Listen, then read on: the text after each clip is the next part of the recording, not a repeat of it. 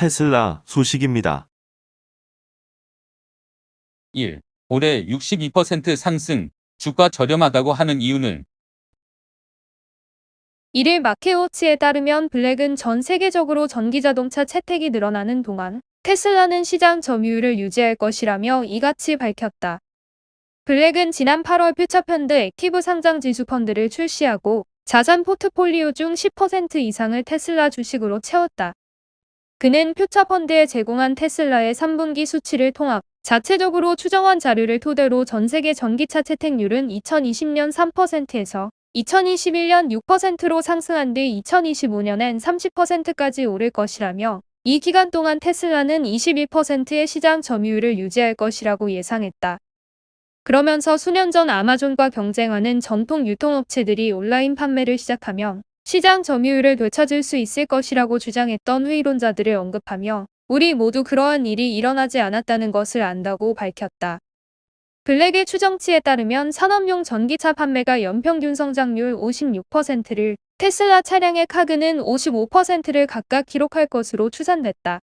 이에 따라 2025년까지 테슬라의 주당 순이익 카그는 59%가 될 것이라고 블랙은 내다봤다.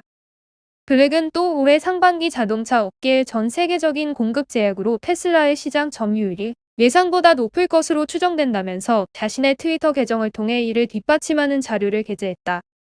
그는 새로운 공장이 가동되면 더 많은 점유율을 얻을 수 있다며 2개의 새로운 공장이 생산 능력을 2배로 늘릴 것으로 기대하고 있다고 설명했다.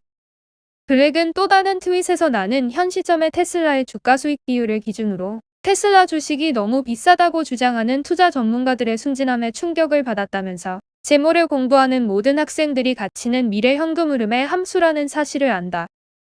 전기차 채택이 급증함에 따라 50%에 달하는 테슬라의 미래 현금 흐름 성장을 무시하는 사람들은 바보다. 계산 좀 해라라고 적었다. 테슬라 주가는 지난해 743% 폭등한 데 이어 올해에도 62% 급등했다. 팩트셋이 애널리스트들을 대상으로 실시한 설문조사에 따르면 2022년 테슬라의 주당 순이익은 8.43달러로 예상됐다. 11월 30일 종가 1145달러는 내년 주당 순이익 추정치의 136배에 달한다. 이에 전통적인 측정 방법으로는 테슬라 주식이 비싸게 거래되고 있다는 인식이 많다고 마켓워치는 전했다. 또 11월 30일 종가 기준 테슬라의 P는 28.6이라며 빠르게 성장하는 회사 중에선 그리 높지 않은 편이라고 덧붙였다. 그러나 블랙은 테슬라가 시장 예상을 훌쩍 웃도는 주당 12달러의 수익을 내년에 올릴 것으로 내다봤다. 또 2025년에는 주당 40달러까지 상승할 것으로 추정했다. 조 바이든 미국 대통령의 더 나은 건설 지출 패키지가 미의회를 통과하며 전기차에 대한 지원이 강화한다는 점도 긍정적이라는 진단이다. 현재는 전기차 제조업체마다 20만 대까지만 차량당 7,500달러 세금 공제 혜택을 제공하고 있는데 법안이 통과되면 한도가 해제될 가능성이 높다는 분석이다.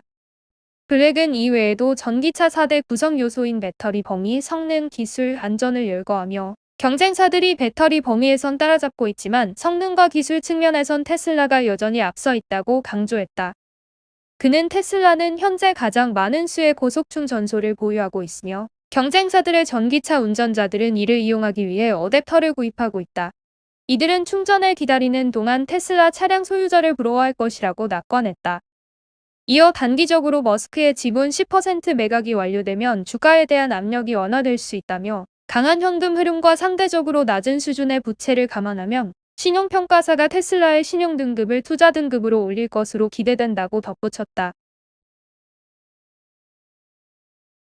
애플 소식입니다. 1. 부품 공급업체의 아이폰 13 CEO 누락 홍보. 애플이 부품 공급업체들의 아이폰 13의 수요가 둔화한 상태임을 통보했다고 블룸버그 통신이 이 사안을 잘 아는 사람들의 말을 인용해 이를 보도했다. 블룸버그는 애플이 전 세계적인 공급망 혼란으로 부품 조달에 어려움을 겪고 있는 가운데 아이폰 13에 대한 수요까지 줄어들면서 부품 공급업체에 이런 사실을 알린 것이라고 전했다.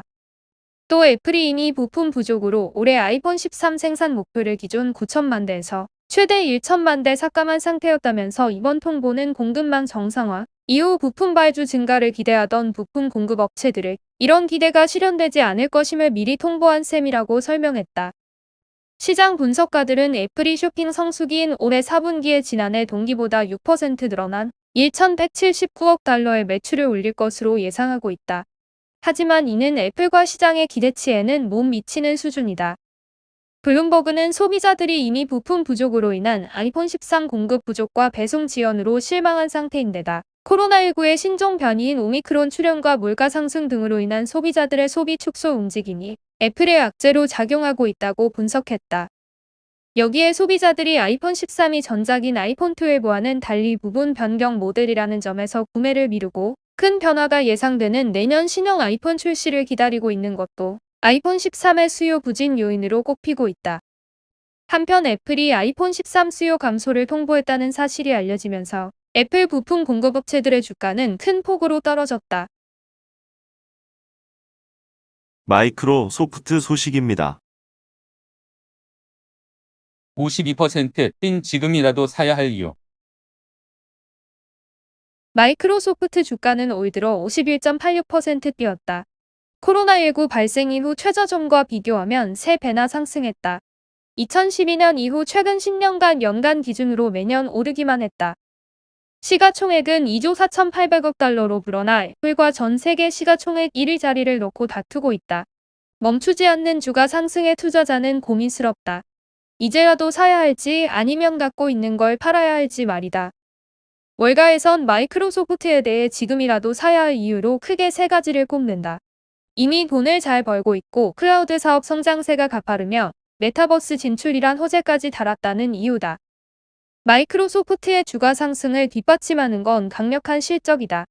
지난 7에서 9월 매출도 전년 동기 대비 22% 늘어난 453억 달러를 기록해 시장 예상치를 웃돌았다. 이 기간 영업이익률은 44.7%로 역시 시장의 기대치를 크게 웃돌며 역대 최고치를 경신했다. 분기마다 마이크로소프트는 성장을 거듭했고 연간 기준으로도 최근 6년간 매출이 단 한 번도 꺾인 적이 없다. 11월 말 기준 마이크로소프트의 주가 수익 비율은 36.98배다. 최근 5년 평균보다 비싼 수준이다. 다만 실적이 탄탄하기에 동종업체와 비교할 때 비교적 저렴한 수준이라는 반론도 가능하다. 클라우드 사업부의 급성장은 마이크로소프트의 매력을 한층 높이는 요인이다. 7에서 9월 실적 발표에서 마이크로소프트는 클라우드 서비스 애저의 매출이 전년 동기 대비 50% 증가했다고 밝혔다. 클라우드 시장에서 마이크로소프트는 점유율 1위인 아마존의 아마존 앱 서비스를 맹렬히 추격하고 있다. 글로벌 시장 조사기관 스태티스타의 조사에 따르면 올해 3분기 기준 오즈의 전체 클라우드 시장 점유율은 32%로 1위이지만 마이크로소프트의 점유율은 21%로 바짝 따라붙고 있다. 애저의 점유율은 2017년 말 13.7%, 2018년 말 16.5%, 2019년 말 18%, 2020년 말 20%로 점점 높아지고 있다. 월가도 클라우드 사업을 높게 평가한다. 뱅크 오브 아메리카는 지난달 28일 마이크로소프트는 클라우드 부문 성장세도 빠르고 기존의 수익성 있는 사업 부문의 성과 역시 유지해 나가고 있다고 설명했다. 목표 주가도 340달러에서 365달러로 상향 조정했다. 전망도 밝다. 시장조사업체 EDC에 따르면 클라우드 서비스에 대한 전 세계의 총 지출은 올해 7,660억 달러를 기록할 것으로 예상되는데 2025년엔 2배 가까이 증가한 1조 3,010억 달러가 될 것으로 전망되고 있다. 새로운 성장 동력까지 추가됐다. 지난달 2에서 3일 마이크로소프트는 연례 컨퍼런스에서 메타버스, 인공지능, 초연결 등 3개의 테마를 차세대 핵심 기술로 선정했다고 밝혔다. 그러면서 메타버스를 위한 포괄적인 솔루션을 제공하겠다고 덧붙였다. 내년 상반기부터 팀스에선 3D 아바타를 통해 회의할 수 있는 기능을 제공할 예정이다.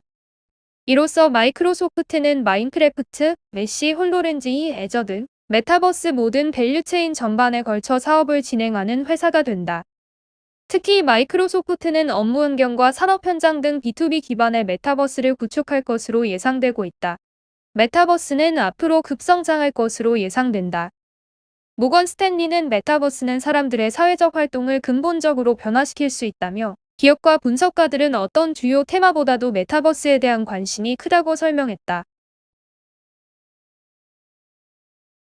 아마존 소식입니다. 나스닥, 아마존 클라우드로 증권거래 시스템 이전. 미국 뉴욕 증시의 나스닥이 클라우드 서비스 기업 아마존 웹 서비스로 증권 거래 시스템을 이전한다. 미국 옵션 시장인 나스닥 MRX를 시작으로 전체 시장 시스템을 클라우드로 옮긴다는 목표다. 월스트리트 저널은 30일 나스닥이 오지의 클라우드 서비스 내년 중 시장 시스템을 전면 이전할 계획이라고 보도했다. 금융 서비스 분야는 규제가 엄격하고 고객 데이터 유출이 큰 피해로 이어질 가능성이 큰 만큼 다른 분야에 비해 클라우드 도입에 소극적이었다. 전 세계 클라우드 시장은 무서운 기세로 성장하고 있다. 글로벌 시장 조사기관 가트너는 클라우드 산업의 시장 규모가 내년까지 전체 정보기술 서비스 산업의 3배에 달하는 속도로 성장할 것으로 보고 있다. 아데나 프리드먼 나스닥 최고 경영자는 이날 라스베이거스에서 열린 오즈 산업 컨퍼런스에서 클라우드에 100% 이전시키는 것이 목표라며 고객과 긴밀하게 협력하며 더 많은 시장 변화를 따라갈 것이라고 밝혔다. 그동안 거래 기록과 매출 관리 등 일부만 오즈를 이용하던 방식을 벗어나 앞으로는 전체 시장 시스템을 클라우드에 모두 이전하겠다는 방침이다. 레리 탭 블룸버그 인텔리전스 시장 구조조사 책임자는 클라우드 서비스 종목이 나스닥 운영의 유연성을 더해주고 보다 많은 사람들을 더 쉽게 연결해줄 것이라고 의미를 부여했다. 앞서 나스닥은 지난해 9월 앞으로 10년 동안 자사가 보유, 운영하는 28개 시장 시스템을 클라우드로 이전할 것이라고 밝힌 바 있다. 여기에는 나스닥 등 6개 주식시장과 6개 주식파 생산품 시장, 나스닥 발틱 시장, 나스닥 노르딕 시장, 채권과 원자재 시장 등이 포함된다. 그레드 피터슨 나스닥 최고기술 책임자 겸 최고정보 책임자는 나스닥은 오지와 오랜 관계를 유지해왔다며 클라우드 이전은 증권거래소에 더욱 강력한 보안과 안정성 그리고 확장성을 가져다 줄 것이라고 말했다. 이어 나스닥과 오즈가 클라우드 기반의 새로운 상품과 서비스를 제공할 수 있을 것이라고 덧붙였다. 보잉 소식입니다. 중국 운항 재개 허가 주가 7%로 상승. 이일 CNBC 대런스 등 외신에 따르면 중국 항공당국은 이날 737맥스 운항 재개를 사실상 허가했다. 자국 항공사들의 737맥스 운항 재개에 필요한 조처들을 취할 것을 지시했다. 미국과 함께 세계 최대 항공시장으로 부상한 중국이 737맥스 운항 재개를 허가하기로 함에 따라 보잉은 이제 악몽을 완전히 떨쳐버릴 수 있게 됐다. 보잉은 성명에서 중국하에게 결정이 중요한 이정표라고 평가했다. 지난해 11월 미 FA가 소프트웨어를 비롯해 개선이 이뤄진 737맥스 운항 재개를 허가한 데 이어 1년 뒤인 올해 중국까지 규제를 풀어줌에 따라 보잉의 주력 항공기였던 737맥스가 다시 세계 곳곳에 하늘을 날 수 있는 발판이 마련됐다. 737맥스 운항 재개는 이미 예견된 일이기도 하다. 데이브 카룬 보잉 최고 경영자는 10월 실적 발표 뒤 애널리스트들과 가진 전화회의에서 올해 말에는 중국이 737맥스 운항 금지를 풀 것으로 기대했다. 아울러 내년 1분기부터는 중국으로 737맥스 인도가 재개될 것이라고 예상했다. 보잉 최고 재무 책임자 브라이언 웨스트에 따르면 현재 보잉이 보유한 737맥스 약 370대 재고 가운데 3분의 1이 중국 항공사들에 배정된 몫이다. 보잉을 비롯해 관련주들은 중국의 737맥스 운항 재개 허가 방침에 하늘을 날았다. 보잉은 전일비 14.19달러 급등한 202.38달러로 뛰었다.